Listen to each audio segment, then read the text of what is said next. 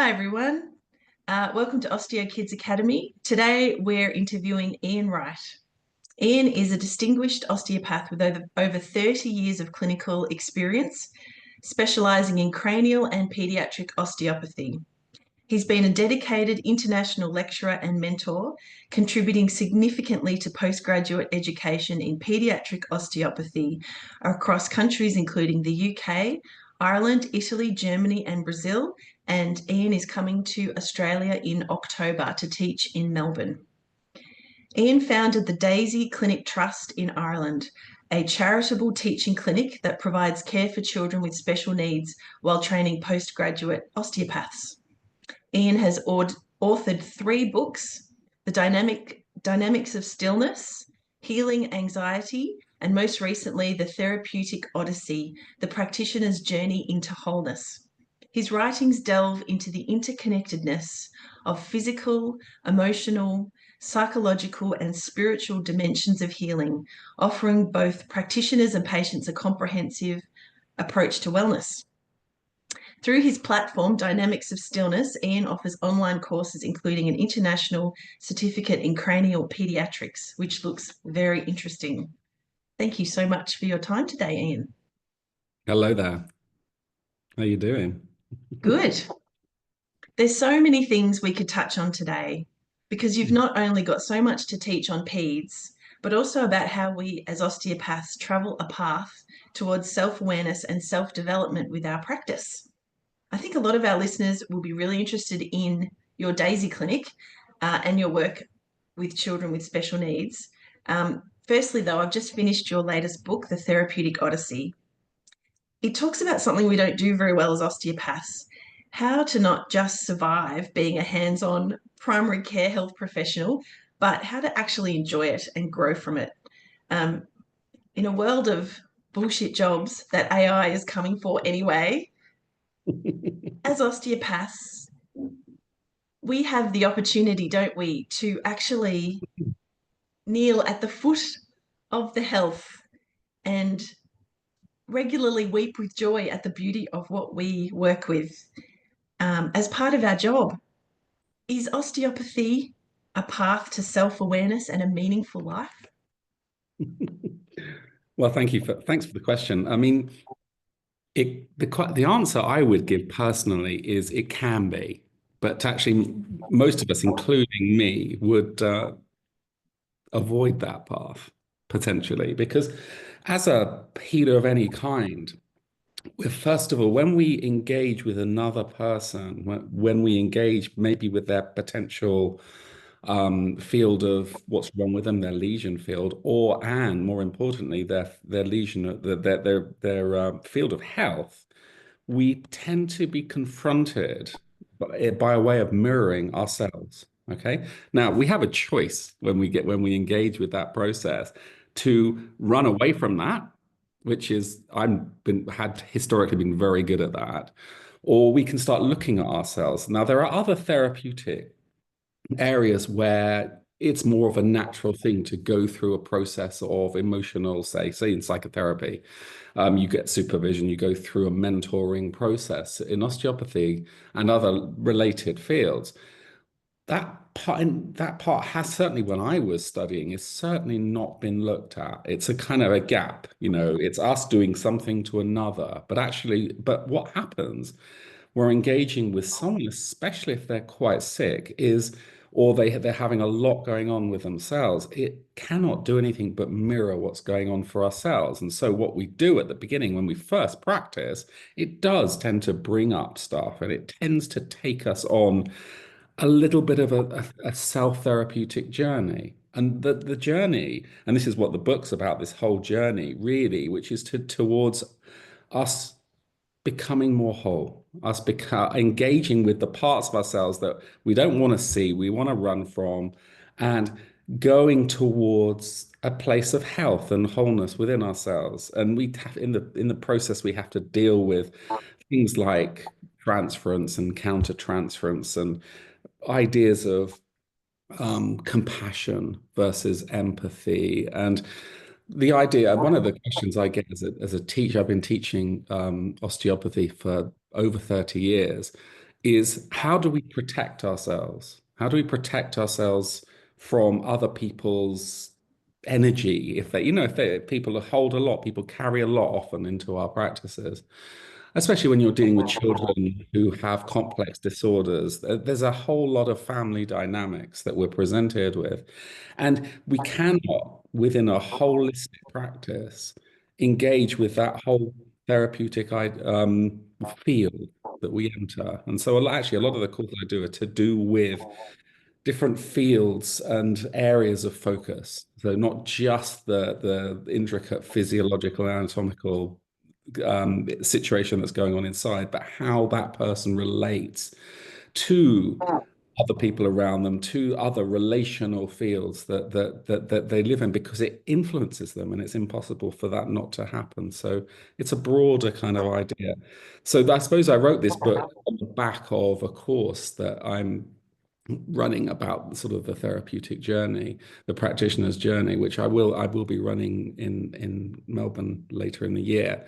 And so after actually doing the course, I thought, well, actually, I'll make that into a book actually, because it's an interesting kind of subject and area, and it's one of I teach. I have a normal kind of series of about 7 or 8 courses, which I teach on top of the normal pediatrics and cranial stuff. And they're all sort of postgraduate developing sort of areas. And one of them is this practitioner's journey. And it's a really enjoyable um, process. And actually, in fact, it's one of my courses that was the most, I think, inspired by the work of Jim Jealous, because he would who worked with the biodynamic works, and I spent 10 years learning with him a while ago.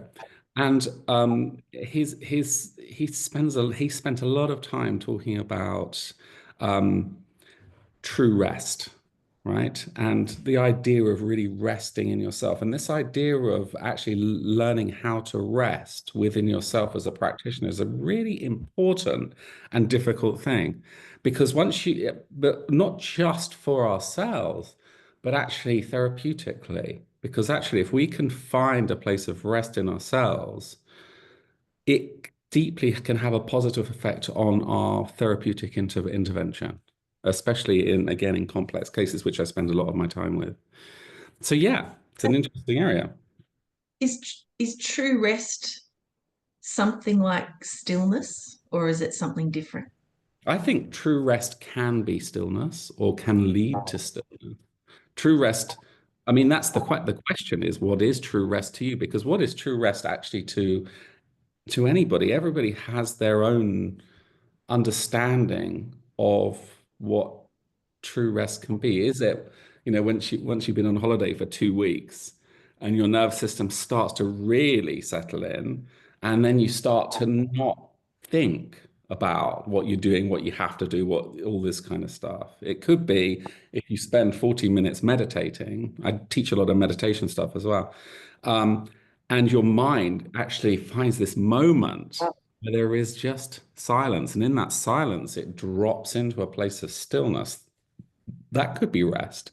I think it's on a physiological level, it's where our physiology goes to a place beyond sort of a state of neutral where we take it out of gear, goes into a place of quiet, quiescence, and starts to actually rebalance itself. So it's a very autonomic vagal sort of area, place of being. When we can kind of really find a place of rebalance, when we're not being driven by our nervous systems, our neuroses, our anxieties, our have to do this, have to do that, which is increasingly hard, right? Mm. Especially as a practitioner, because in a practitioner, we try and hold space for another person, and we invariably treat people with a lot of complex stuff. We don't just treat backs. Yeah, we treat a whole person, and it's complex. And so actually, at the end of the day, how do we self-care? That's the other part of it. What does self-care actually look like? And well, a long time ago, when I was in my 30s, I got very ill, actually, and I talk about this in the book. And because I didn't tend to myself. I didn't look after myself. I thought I was Superman. I thought I could do everything. Yeah. I mean, I still do a lot, but at least I take some time to I self-care. I let myself rebalance, and it's really fundamental, because how can we care for another? And that's us as a parent as well, of course. How do we care for another if we're not actually fundamentally caring for ourselves? And it's extremely difficult. And I spend most of my time treating children and families. And how often are we having to treat mum or dad, and or dad, because actually they need it, because for example, this baby's in distress, and the actually it's the mother's distress which is the biggest effect in the field, for example. And so you actually have to allow the mother's shock or whatever trauma that's been in from the delivery to resolve itself, and the baby can settle down. That's a very common situation. So, yeah. You're so right. Even today, I was working with a family, and yeah, the mum was just so depleted. And I think, yeah, it's an interesting point, because I really just treat children now. I don't really treat adults much. But what I don't do then is sort out some of those problems where it's the family dynamic that's feeding into that child's dysregulation. Oh, Um, completely. yeah. Yeah, no, it's a huge area. And like talking about my Daisy clinic, the days I just had one a couple of days ago, and the Daisy clinic was something I started in was it 2009 actually, and I started it as a teaching clinic to teach postgraduate osteopaths a 3-year course, a diploma in pediatrics. Um, Along the kind of lines of a diploma in pediatrics. And it was but also I wanted to have like a charity-based clinic especially to treat children with special needs and complex babies, because children with special needs, their parents are pulled in so many different directions. And there's a lot of appointments, and it's financially very complex. And it's just like, and special needs children need regular treatment. It's something that some of these special needs children, I've been treating for 25 years. Some of them, they're not children anymore. Some of them, yeah. And I've watched them through their whole journeys, and it's an incredibly beautiful thing, actually. And so the thing about the Daisy Clinic, which is in Ireland, is and it's very busy, and it's a community clinic, because actually what happens is everyone comes in. There's often 10, 12 osteopaths there, and we're all working together, and the whole place is lively. And we work with a lot of autistic children as well, but also there's a lot of family dynamics, so you have that. Well, actually, that osteopath looking at mum, and mum is, talking about this massive thing that they're going through, and this child who's been in distress, and the whole field can come into a place of balance. And that's a beautiful thing. I mean, I learned that when I first started as an osteopath, like in, many years ago, over 32 years ago. I worked in a pediatric situation, and in a group dynamic situation at the Osteopathic. It was called the Osteopathic Centre for Children in London, who was started by Stuart Korth. Beautiful, beautiful situation. But that's how I learned osteopathy, really, after graduating in the early 1990s. And the group dynamic of people working together is the most powerful, because actually all those relational dynamics can come into points of coherence. Okay. And so the whole family gets treated, right? They all come in, the whole family, the brothers and sisters, everyone, because they all need it, because they're all holding different things. And you don't even have to consciously do it. It gets into that field of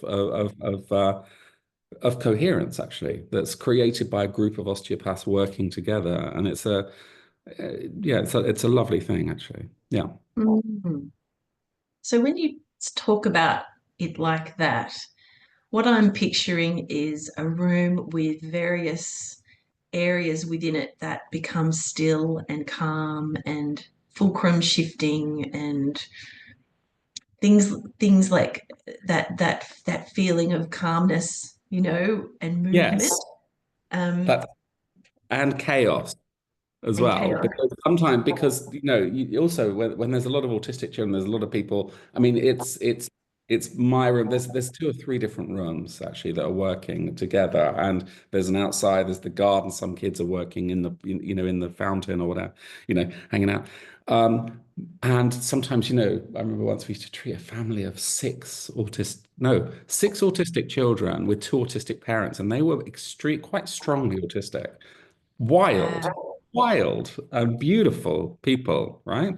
Um, and yes, and what's very interesting is the autistic children, because a lot of autistic children live in this wider field. They're extremely sensitive, and actually, a lot of what we work with, and a lot of what I teach is around finding fulcrums and working with fulcrums. And you've got this whole different room of all different people, and there's lots of different things going on.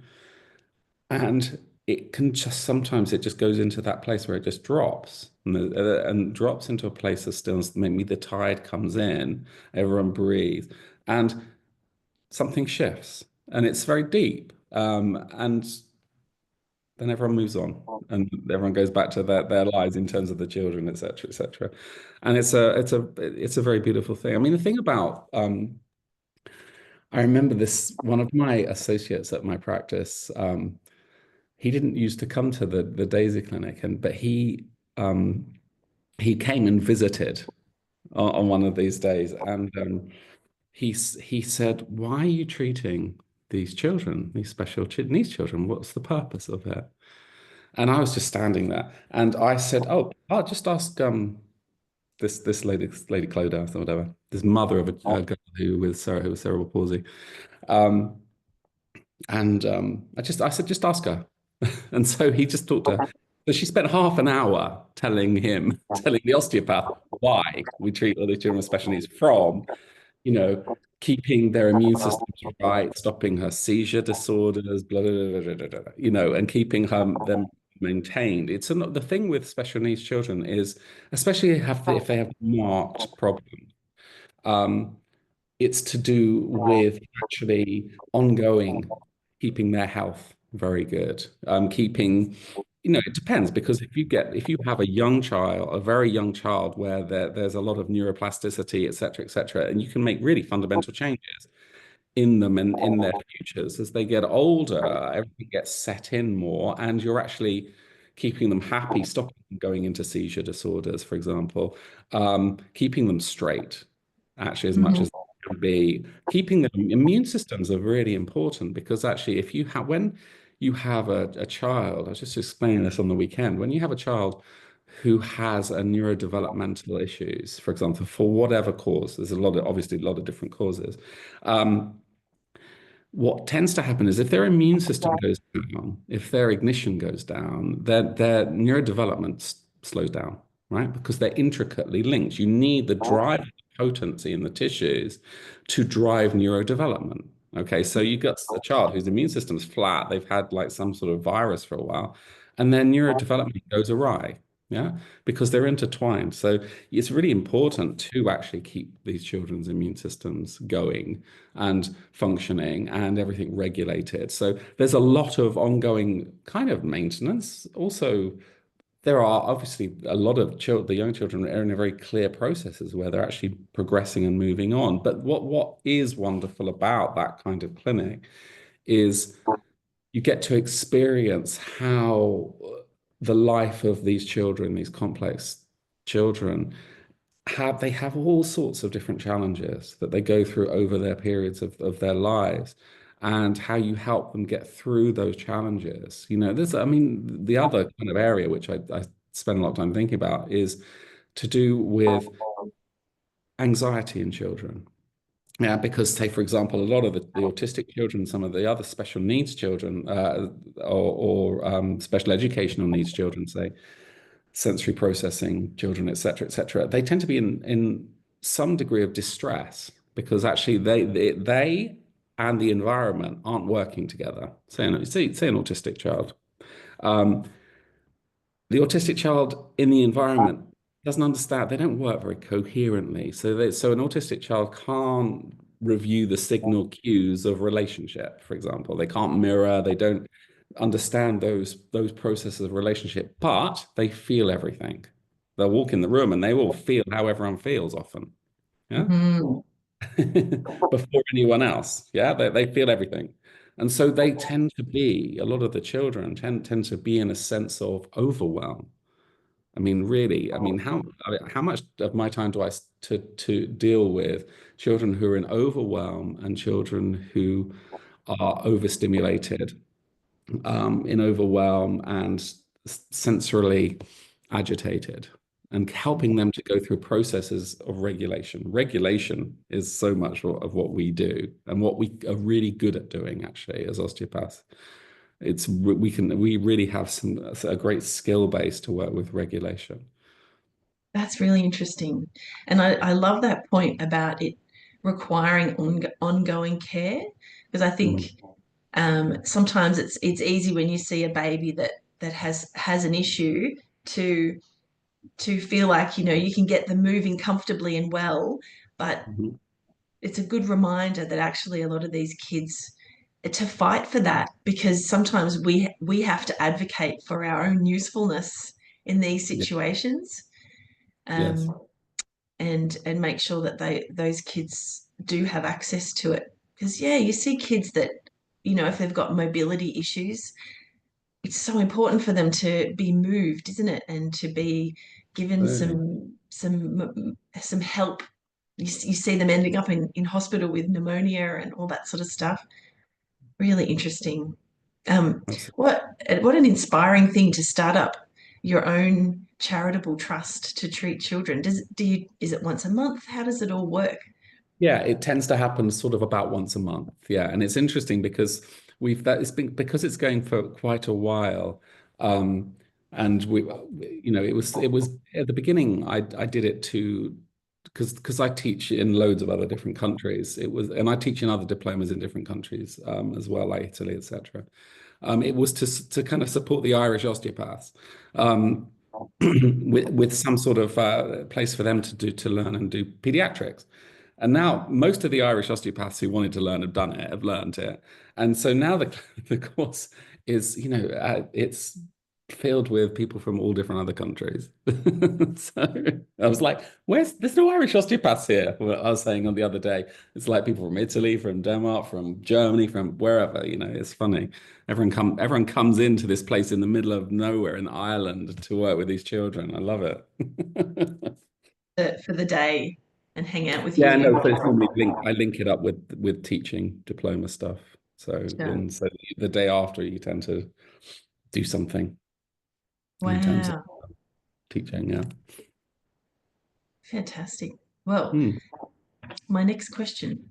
Hmm. Um, Go for many years ago, when I was in Dublin, actually, I lived there for a few years. it. Oh, there you go. Yeah, I put my hands on a patient's feet and felt Hmm. what was happening at their cranial base, clear as day. And since then, I've had a number of periods of time where I've gone into practice, and for a couple of weeks, I felt a bit average, and then I've gone in one day and been able to feel a lot more. It was a And good. Yeah, yeah. it was a good day. And I feel like my palpatory skills have just gone in sort of like steps, you know, rather than a nice, continuous, smooth path. But I think for a lot Yeah. of osteopaths, we don't really we're walking that path alone. You don't know what's next. You Abs- don't know what to expect. You don't know what's happening for other people in the profession. It doesn't seem to be something that people talk about much. So I wanted to use this opportunity to talk to you, to ask Yes. you about what you feel, what Yes. your path has been like. Okay. Okay. Well, I mean, it's interesting because I've taught cranial osteopathy for over 30 years. For example, when I first qualified in 92 and I started working, I was working in a cranial. I didn't actually know anything about cranial really. I was 22 years old. and I qualified. But I spent a couple of weeks doing kind of normal osteopathy. I went to the British School of Osteopathy, um, and which was treating Cracking things and back stretching stuff. pain. Yep, Yeah, I yep. did 3 weeks of that and thought, I did 3 weeks of that. I thought, I can't do this. This is not my life, right? So I looked at doing other things. I thought I'd become a psychoanalyst, but I had to be 30 to get into the Tavistock Clinic in London. So I was too young and I didn't know what to do. Anyway, I came through a friend, I came upon this children's clinic in London, the Osteopathic Centre for Children, and this was all happening. Um, and I walked in and I watched the guy treating a child, really complex child, whatever, normal. And he was working with potency, but I got a sense of what he was doing. I could feel it because that was really interesting for me because when I was at undergraduate school and we were doing I love the philosophy of osteopathy. The philosophy of osteopathy is beautiful, but actually how that translated into what osteopaths were doing didn't make sense to me. I couldn't see the connection. I couldn't, it just meant you moving something around or manipulating one joint, and I didn't understand it. I don't know, it just felt, it was a block for me in my head.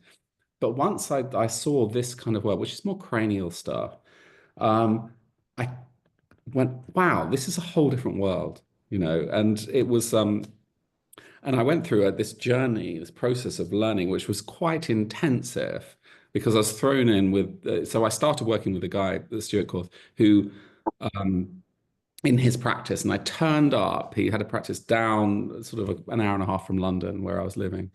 And so I turn up on my first day and my first 8:30 a.m. patient, I walk into the room. I'm late because I got lost.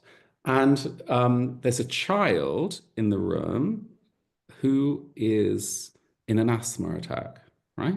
Proper asthma attack. And I'm, out of school, straight out of school, I'm clinically trained. I'm like, this child should be in hospital. This child's, having difficulty, the color's going. The boss comes in, he said, and he says, oh, just give this child a CB4, right? I didn't know what CB4 was. I didn't know what I was doing. So I put my hands on, and luckily, he didn't go out for long because I was panicking. I'm like, this child should be in hospital. Anyway, he came in, did this thing. The child threw up and settled. Boom. And I was like, oh my God, I've arrived. This is it. This Wow. is what we're doing. Do you know what I mean? So I learned by being put in situations with intensive children. And then I started teaching very quickly, actually, only about 6, 8 months later. And I was teaching at the British School. I was teaching on the cranial team. And I would get all of the I'd get all of the people who were skeptical of cranial because there was a whole thing of it being, what's cranial work? So I would say to the guy, especially there'd be a group of guys at the back who'd be like, why am I here? And I'd be sent, because I was only 22 myself, to go and teach them.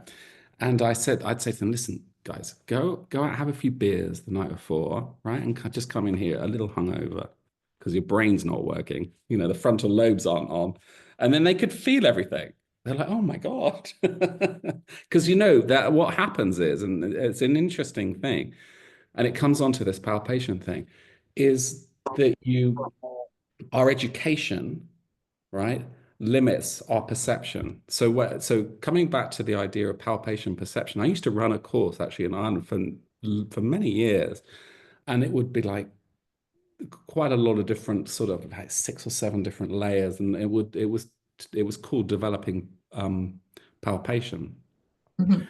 And so you basically learn to unlearn your thinking, right? Which is to do with our education. The more we know and think, the less we can feel, right? So actually, if you teach, I've done this before. If you teach some people, I remember teaching some people some stuff about reconnecting with nature and the tide, and it's a developing perception for non-osteopaths. I ran this course many years ago, about 20 years ago, because I thought people would ask me, will you run a course for us? And so I was like, and these were like artists and all sorts of different people would come on this course. So we'd spend time going into nature, feeling the long tide, all this kind of stuff, getting a sense of the sort of some of the fields around things, fields around plants and trees, really reconnecting with that kind of nature thing. And then at the end of that course, I'd get people to feel, right, what's going on with the kind of primary mechanism, the tide, the fluid body in people. And these guys who had no training in anything could all feel it. Do you know what I mean? It's because and it's harder, much easier to teach people just the very basics of feeling than someone who is highly, highly skilled, professional, has had 5, 7 years of anatomy, physiology, pathophysiology, etc., etc., etc. I think what's interesting, so actually, because you have to unskill that stuff and then learn to feel what is actually going on in people's tissues. Now, when I'm teaching, I teach quite high precision stuff, especially when you're working with, say, neurology. I'm wanting to know exactly what areas are involved of the brain, say, for example. But in order to learn to feel real precision, you have to actually let go of all your knowledge. It's a really interesting dance between knowing nothing and feeling everything, and then bringing that knowledge back.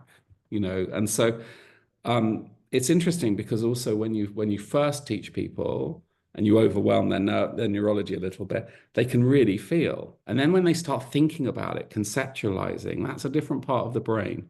And so we start shutting down that bit of the brain. And opening up another one. And it's interesting when people start on this kind of course, this diploma in pediatrics, sometimes it can be overwhelming because of the complexity of what we're talking about, of what's going on specifically, because in these children's especially their brains, and people can feel overwhelmed when they're starting to learn it. But actually, and I always say and some people just, they have historically found it too much, but I say just stick with it, and just, trust, because actually once people develop their confidence and they start to really feel it and go, actually, I can feel that pattern. When I was first, If all else fails, go to the pub. Come in the next day. exactly. But when I was first teaching, one of the cranial teachers, she died actually some time ago, but she would say to the students, which I thought was lovely, she would say, well, mostly it's a fog. Occasionally there's a beautiful day. But so actually it's normal not to feel everything, to feel all this wonderful complexity and beauty unraveling. But actually, I think the more that we de-skill and the more we open our senses, that's why a lot of when I'm teaching is to do with actually really opening out our senses. And I do a lot with our senses and a lot of meditations around the senses. And my first book's quite a lot of Dynamics of Stillness, is quite a lot about that. And because what happens is we have our perceptual awareness is extremely either very focused or overwhelmed. Yeah. Because we are surrounded by this depth of complex stimulation. We're driven by dopamine markers for the next little bit of stimulation, right? So our sensorium is very focused on certain things. So if you're teaching someone to feel the wonder and beauty of nature as it expresses itself within someone, and they're completely distracted and not really in their own bodies, they're not going to feel a thing, right? How can you? So there is a process when you're teaching people to actually feel, of allowing people to come into their bodies and to almost to repattern their senses, so their senses become open again, but not to be overwhelmed. And that is very much helped by working. I mean, by working in and being close to nature. Nature really helps that. And I know Jim Jellis would talk a lot about that, actually, being in nature, because it's just a lot easier. The practice that I have is in the middle of nowhere, but it's in nature. And so it's much easier to feel the tide. You could run the practice in the center of a big city as well, but it's so much nicer with nature. Everything goes still, and you can hear the birds coming in. It leads to a more easy sense of reconnection with our own deeper nature, yeah, which is part of our process of learning. Yeah. Mm-hmm. Thank So you. good. So it sounds like a lot of what you do is in your teaching anyway, is to help people reconnect with what's already there and move stuff aside rather than learning a new skill. It's almost about just opening yourself up to what you can already feel. Completely, because children are quite aware, especially a lot of the children we see, whose senses are overwhelmed sometimes. But actually, we have a natural ability to sense very easily, actually, sense some of these subtle things that we could feel. It's not a big jump to learn these things. The problem is exactly to get away the blocks, which we build up, especially through our education, interestingly. Yeah. It's interesting. Mm. Hmm. Gotcha. So,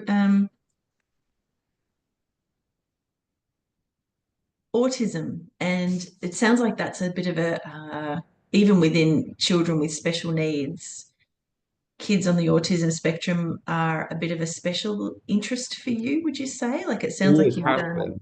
Yeah, yeah. always have.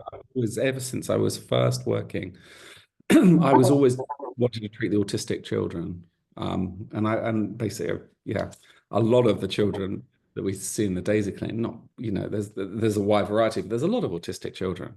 But also there's the prevalence and the diagnosis of autism has significantly, it seems to have has significantly heightened. And so there's a lot of autistic children out there, and the difficulty with a lot of autistic children is they're in often states of distress and overwhelm, and we have I think a unique tool to actually be able to help them and get them into an actual process. Um, so it is an area of special interest, let's say special interest for me, and has been for a long time. And I often teach stuff around autism. Um, Mm, and actually, on this neurodiversity course that I'm going to be teaching in Melbourne, um, I will be spending some time talking about autism along with along with a lot of other specific learning and issues. Um, but actually, autism is a very important area, and mm, certain process. It's just unpicking really what's going on with autism. Um, on a very precise physiological level, as well as on a wider interrelational theme. Because actually, you get an autistic child, and they. I'm going to tell you a classic story, which sounds a bit bonkers, but I was teaching the neurodiversity course in London a couple of years ago, and there was one of the guys who was teaching on the course, who was a student on the course, and she worked in a hospital in London and worked with autistic children. And I was saying that you have to meet the autistic child where they are, first of all, right?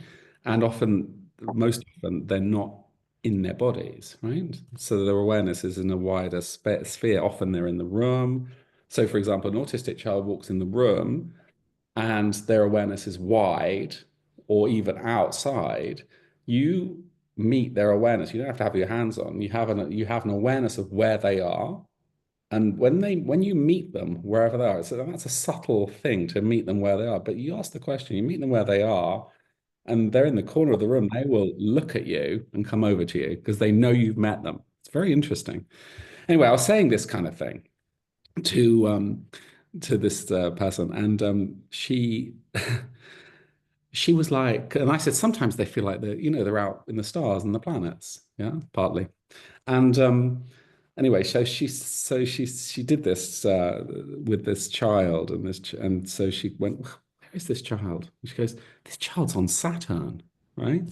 This moment, this classic, the moment the child from the other side of the room looks up, comes and walks over to her and says, "I love Saturn," and then starts to tell her about Saturn. I mean, that's a bonkers, but that's the kind of well, also they're very highly sensitive, but they tend to be disassociated and shocked. Yeah. And actually, it's encouraging them to be comfortable to live physiologically actually within their bodies. And starting, when I was first working, when I was, very young, I'd learned very clever tricks of putting autistic kids back into their bodies, which caused a great deal of distress. And, I remember there was one child that I did this, got this child back in his body. And the beautiful 13-year-old, very calm, very fine, did this technique with him. I mean, there's no such thing as techniques, but that was. And the poor child ran the length of the building and put his fist through a window. And because he didn't want to be there. And it was a very obvious learning point, actually, is the children more comfortable maybe being in a wider field, Mm. in a wider field, because maybe the physiology inside their system is not comfortable for them to be there. And so there's a lot of children who have these incredible abilities, but they also still have a degree of distress. And actually, what we're trying to do is get them to be comfortable in their own bodies. And if you get them this process started young enough, I mean, you really can have very clear changes, and they go through this neurodevelopmental process, which I've kind of connected up with the development of the branchial cranial nerves, and I teach that on one of my face courses. But it's very important in autism, because they go through processes where as they come into their bodies, as their specific parts of their nervous system start to disengage, everything starts to breathe, everything starts to become more comfort, maybe the gut starts to resolve a little bit. And the eye contact is the first thing you'll get. So you start to get eye contact. Then you go through facial expression. Okay, so you drop through the cranial nerves, and actually you start to get little bits of facial expression, because autistic children, obviously, their facial expression is not there. But as you start to treat them and as they start to improve in some kids, they start to gain facial expression and then vocalization. So you drop through these branchial cranial nerves into vocalizing, maybe making sounding out. It's very difficult from the beginning, and then because it's all in there, and then you go through these processes of vocalization and vocal expression. And so there is a process that these autistic children go through when you're working with them. Hopefully, I mean, some autistic kids maybe will never speak if they're older, and there are plenty of non-verbal older children we see, but often when you get them younger, you can really actually they go through beautiful processes of integration, and yeah. So it's a great joy working with them, because they're just beautiful kids as well, and they're sensorily very interesting. Speaking of treating children early with autism, I was reading the other day about some of the very early signs of autism, and one of them being difficulty breastfeeding because of the sensory overload of breastfeeding, and that they are children that go on to be diagnosed with autism often are breastfed for a shorter duration and have more feeding issues. Can you tell me a bit more about Now, that? I mean, that's an interesting area, because is it to do with sensory overwhelm, right? Is it to do with that? It can be, certainly in some cases.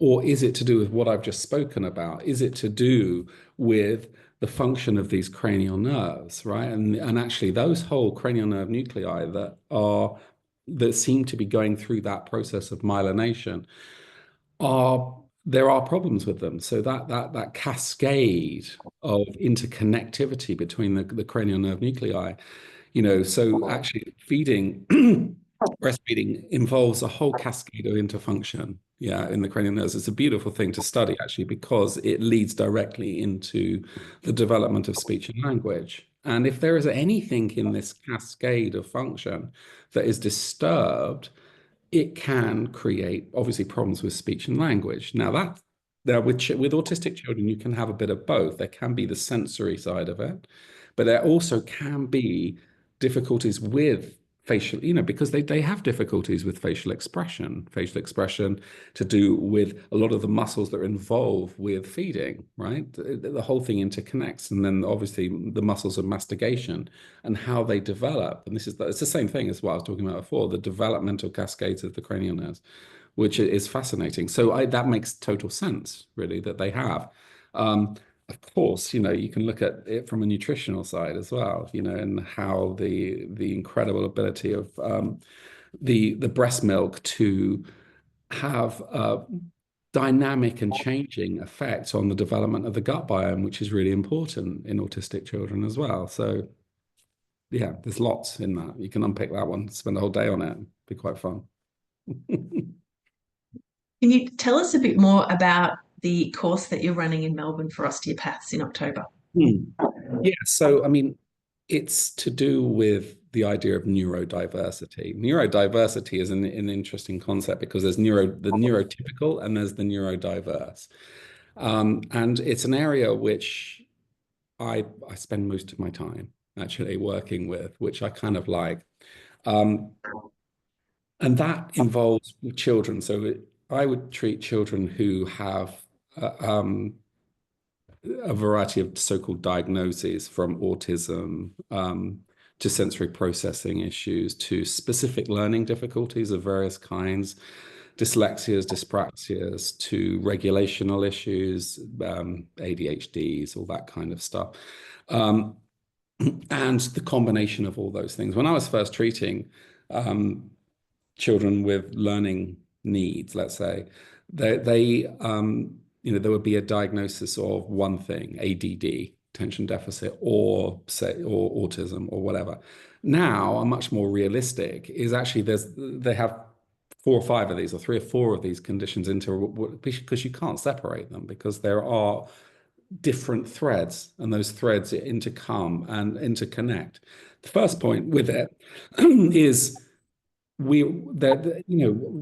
I remember doing this course relatively recently, and a lot of people have some degree of neurodiversity within themselves they can recognize. It's quite a common thing, and everyone's got, well, we're all neurodiverse, but there are specific threads, So I have 3 children, excuse me, who are, I mean, they're in their 20s now. But 2 of them had specific neurodiverse issues, and that they've had to kind of get over, and so I always use my children as well, then bless them. If they only knew, they were talked about so much, like the idea that one of my twins, I'd have to send to America to get her socks because she couldn't cope with the ribbing on the socks. It would drive her crazy, and she had a variety of other sensory stuff, and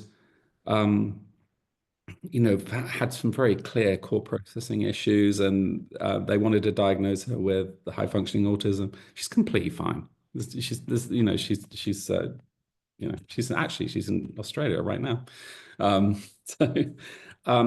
my eldest daughter has quite marked dyslexia and ADHD, but she's just finishing her law degree. And so the interesting thing about this is that it's an area of special interest for me, is actually working with these children, working with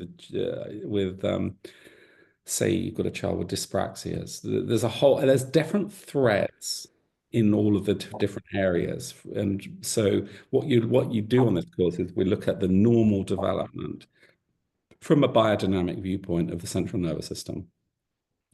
And you look at the kind of developmental fields of the brain and starting to really feel those developmental fields, because actually a lot of what we do, and when you're working with complex issues and neurodevelopmental issues, if we get into and support the expression of these developmental fields, actually, because we're taking it back to the embryo dynamics, and the embryo dynamics gives us a real key way in to really working with maximal expression. Okay. And one area actually, which is really, I'm getting more and more interested in, is working with brain coherence in sort of and you can talk about the sort of more of a quantum micro level. of communication, because the brain isn't synaptic in its modes of communication. It functions more in quantum coherence. It's to do with vibrational coherence and resonance, right? But we, as osteopaths, have a unique ability to look at coherence and bring things into coherence, because that's what we do. And I just teach that in a more Sorry. specific way. Are you talking about like feeling textures become like, and the biodynamic sort of pathway of, It's when everything feels sweet. right, okay. That's coherent. It's very simple. Okay, okay. When that sweet spot where everything breathes as one, When you right? smile, when you Yeah, feel a smile come yeah, upon you. Okay. Okay. yeah. So actually, what we're doing is so so you look at that, and then I look at sort of things that can affect that and affect that normal neurodevelopment, that normal perfect unfolding, which is what we're trying to align ourselves to. And you look at, epigenetic factors, teratogenic factors, which are factors which affect the normal development of the nervous system, processes of conception, development, and how that can affect these perfect expression. Yeah. And, be it the effects of generational glyphosate, say, for example, organophosphates on the function of the mitochondria, right, in the brain. Really important area, actually. Um, and how we can look, where we can trace things back and look at this to try to find increased states of coherence. And then I start to look at autism. I look at obviously effects of the perinatal stuff. When I was first teaching cranial stuff, birth would be the big thing. Birth is the trauma, or whatever, and that's what we have to get over, birth problems. And it's just not. That's just not how it is. That's part of it, right? Birth is really important, but actually, some of these epigenetic threads and some of these developmental threads are far more important actually in a lot of these children we see. So it's opening up a whole different kind of area of looking. But you have to look at trauma shock and the perinatal effects on the central nervous system. That's part of the course as well, and look at shock and fulcrums.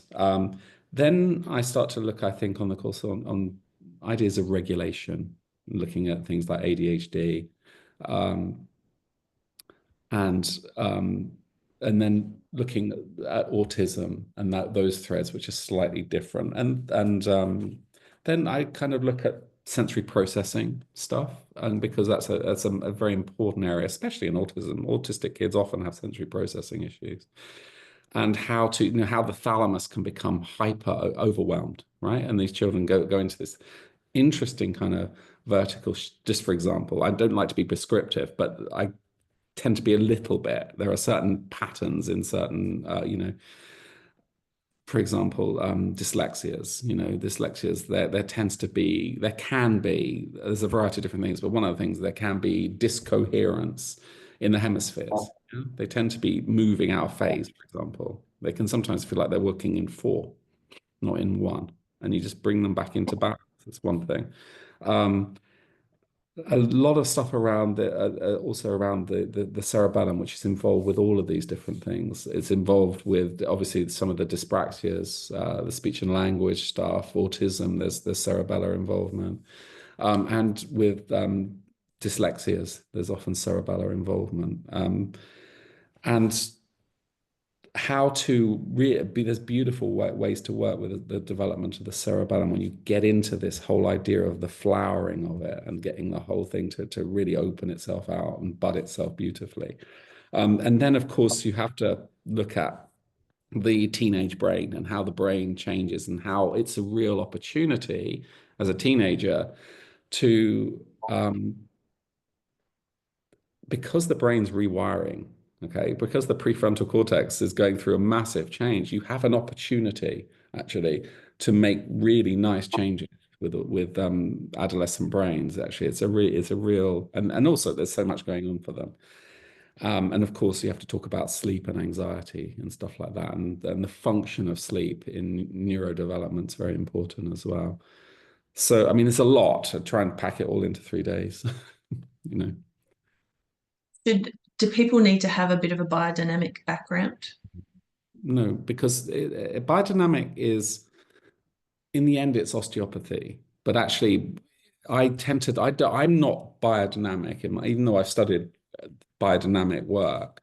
I wouldn't call myself necessarily a biodynamic practitioner. I call myself an osteopath. I do bring in biodynamic stuff. So when I'm teaching like pediatrics on my own courses, say with others, there is a biodynamic viewpoint within it, yes, and so it's probably easier if you've done it. But I tend to thread that in. So if you haven't done biodynamics, we just bring that in as part of Mhm. it. See what I mean? Okay. Because it's more integrated because it is. I'm more interested in feeling fields of function, let's say that. Yeah. So it's Okay. not biodynamic either. I mean, biodynamic is an important stepping part of that as well. I mean, I do like biodynamic work, very important. Um, but it's just part of the whole of what we're doing. This Okay. is it's a yeah. So any osteopath could come along and not feel like Who, they're, yeah. if you haven't done any cranial work before, it's hard, would be harder, I would suggest, because it is more cranial based, you know. Biodynamics helps if you've studied some of that, but even a little bit, but you don't have to. A lot of people who come on the courses may not have done biodynamics before because I kind of thread it in. So Okay. I think it's well, yeah. I think people don't they seem to be okay if they haven't done biodynamics. Yeah, usually. Um, do you also, um, for example, say a pediatric osteo comes to your course, one of the big questions I think a lot of us would have is, okay, you've got these kids coming in who perhaps don't like to be touched. Um, you know, uh, I'm assuming that part of it will be how to run a consult with children with these different abilities and That's always considerations of, yeah. that's always threaded in. So people would say about the what when I'm teaching, it's always about it's always because I'm a clinician first. I mean, I do a lot of teaching all over, lots, but I'm primarily a practitioner. So my teaching comes from practice. It's practice based. Do you see what I mean? Mhm. So you're always talking about how to engage with this situation or anecdotal stuff, and obviously how to put your hands on a child who's running around the garden at 100 miles an hour and how to meet them. You can't teach it without that. I think it's really important because actually most of these children who are neurodiverse, if you get them to lie down for you, it's pretty amazing.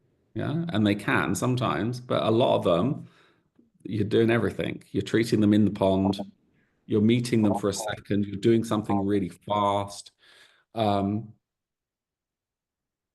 there's so many different things. Yeah, with regards to, especially with autistic children, they don't necessarily, and autistic children, they'll let you set up and everything's starting to come together. And as soon as you feel something just about to shift, they go, no, thanks. And then they walk away.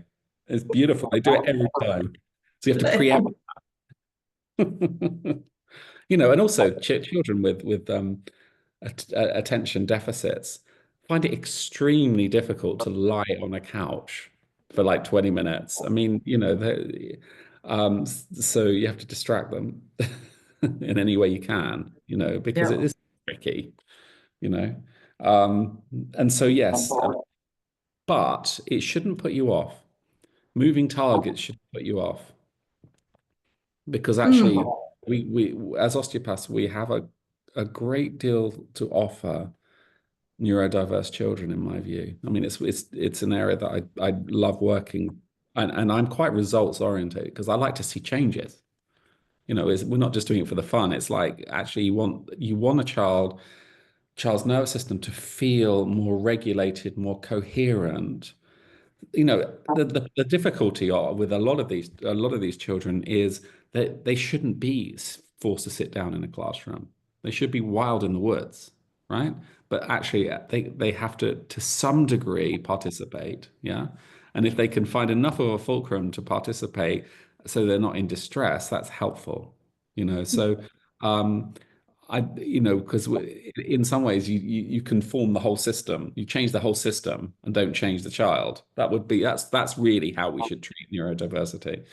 But we can't do that. All we can do is allow them to actually more coherently and less feeling overwhelmed and less anxiety for them.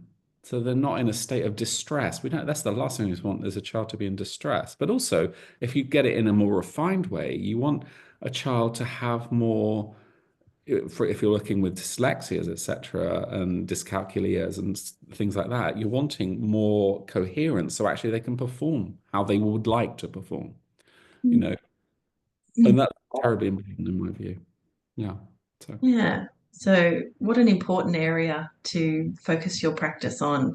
And we meet so many parents now who've had late diagnoses of various things too. Oh my God, Um, cool. yeah, Yeah.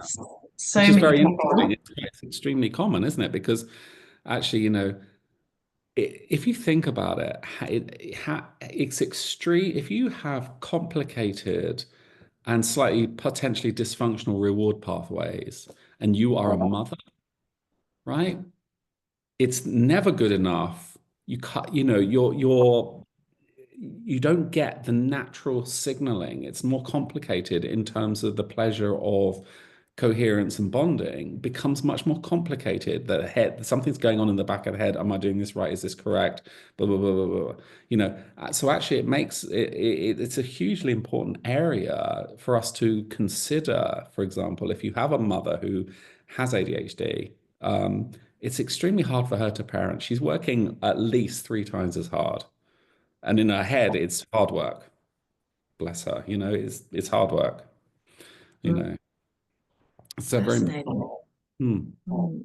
And it's interesting. I've treated some autistic children who are very good at sport and have quite fluid movements, but I'd say the vast majority of them are stiff and Hmm. their running patterns are slightly different, and they do have.